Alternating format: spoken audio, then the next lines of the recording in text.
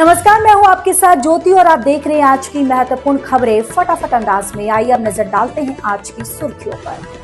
3 साल की बच्ची से रेप मर्डर, 60 दिन में दोषी को फांसी। महाराष्ट्र के पुणे में 3 साल की मासूम बच्ची से रेप और हत्या के मामले में अदालत ने बड़ा फैसला सुनाया है। विशेष फास्ट ट्रैक कोर्ट ने 65 वर्षीय दोषी भीमराव कामले को फांसी की सजा सुनाई है।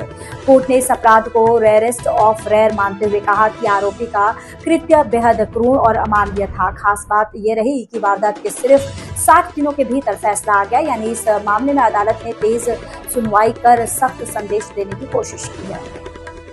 केतन मर्डर केस में करोड़ों की साजिश का खुलासा। पुणे के चर्चित केतन अग्रवाल मर्डर केस में जांच के दौरान नए खुलासे हो रहे हैं। पुलिस के मुताबिक सिया गोयल ने शादी की तैयारियों के नाम पर केतन से करीब 1 करोड़ रुपए लिए और पूरी रकम अपने प्रेमी चेतन चौधरी को दे दी। वहीं एयरपोर्ट तक छोड़ने वाले कैब ड्राइवर ने दावा किया है कि सिया बाली ट्रिप पर जाना ही नहीं चाहती थी और केतन का पासपोर्ट भी रहस्यमय तरीके से गायब हो गया था। पुलिस अब आर्थिक लेन देन और पूरी साजिश के हर पहलू की जांच कर रही है। अमरनाथ यात्रा से पहले बाबा बर्फानी की पहली पूजा। 3 जुलाई से शुरू होने वाली अमरनाथ यात्रा से पहले सोमवार को बाबा बर्फानी की पहली पूजा संपन्न हुई। जम्मू कश्मीर के उपराज्यपाल मनोज सिन्हा ने पवित्र गुफा में विधि विधान से पूजा अर्चना की। इस बार यात्रा 57 दिनों तक चलेगी और अब तक 4 लाख से ज्यादा श्रद्धालु अपना पंजीकरण करा चुके हैं।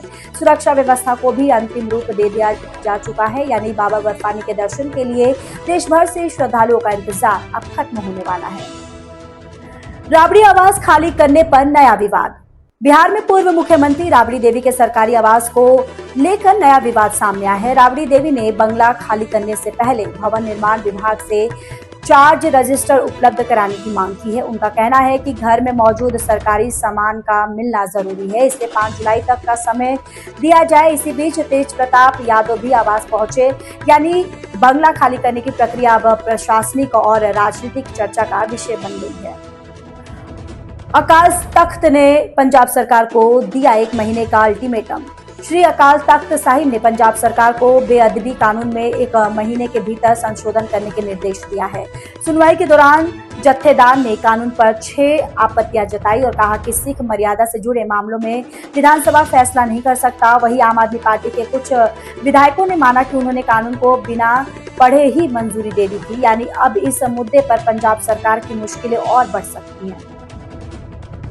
नोएडा की हाईराइज सोसाइटी में एसी ब्लास्ट से भीषण आग। नोएडा की एक हाईराइज सोसाइटी में 21वीं मंजिल पर एसी ब्लास्ट के बाद भीषण आग लग गई। आग इतनी तेजी से फैली कि 3 फ्लैट इसकी चपेट में आ गए और पूरी बिल्डिंग में अफरा तफरी मच गई।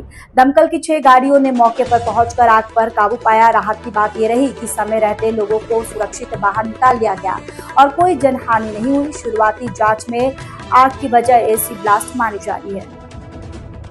सांसद हमारे ताऊ हैं कहकर पुलिसकर्मी को धमकाया।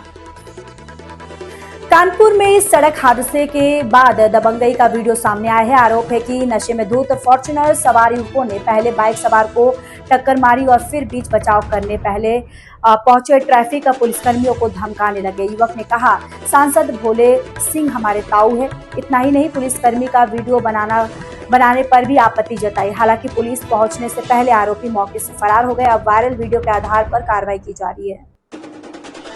कराटे चैंपियन को गोली मारने से सनसनी। कानपुर में पुलिस कमिश्नर आवास से कुछ ही दूरी पर कराटे चैंपियन को गोली मार दी गई। आरोप है कि बियर के पैसे मांगने को लेकर हुए विवाद के बाद बाइक सवार बदमाशों ने युवक के पेट में गोली मार दी। घायल युवक को अस्पताल में भर्ती कराया गया, जहां उसकी हालत अब खतरे से बाहर बताई जा रही है। पुलिस सीसीटीवी फुटेज के आधार पर हमलावरों की तलाश में जुटी है, यानी शहर के बीचों बीच हुई इस वारदात ने सुरक्षा व्यवस्था पर सवाल खड़े कर दिए हैं। बोतल बाबा पर गंभीर आरोप, जांच तेज। कानपुर का चर्चित बोतल बाबा एक बार फिर सुर्खियों में है। आरोप है कि इलाज के बहाने उसने एक महिला के साथ अश्लील हरकत की। हरिओम यादव नाम का ये व्यक्ति पहले प्रमाण पत्र बनवाने का काम करता था, लेकिन बाद में खुद को चमत्कारी बाबा बताने लगा। वह पानी को अमृत बताकर लोगों का इलाज करने लगा, दावा करता था। फिलहाल पुलिस पूरे मामले की जांच कर रही है और आरोपों की सच्चाई सामने लाने में जुटी है। अमेरिका ईरान में फिलहाल युद्ध विराम, बातचीत का रास्ता खुला। अमेरिका और ईरान ने फिलहाल एक दूसरे पर सैन्य हमले हमले रोकने पर सहमति जताई है। दोनों देशों के बीच पिछले कुछ दिनों से बढ़े तनाव के बाद अब तकनीकी स्तर की बातचीत कतर में होगी। समझौते के तहत हॉर्मुज जल डमरू मध्य से गुजरने वाले व्यावसायिक जहाजों की आवाजाही पर जारी रहेगी। यानी फिलहाल युद्ध की आशंका कुछ कम हुई है और दोनों देश बातचीत के जरिए समाधान तलाशने की कोशिश कर रहे हैं। इस अंक में फिलहाल इतना ही। अगले अंक में आपसे फिर होगी मुलाकात। तब तक के लिए मुझे दीजिए इजाजत।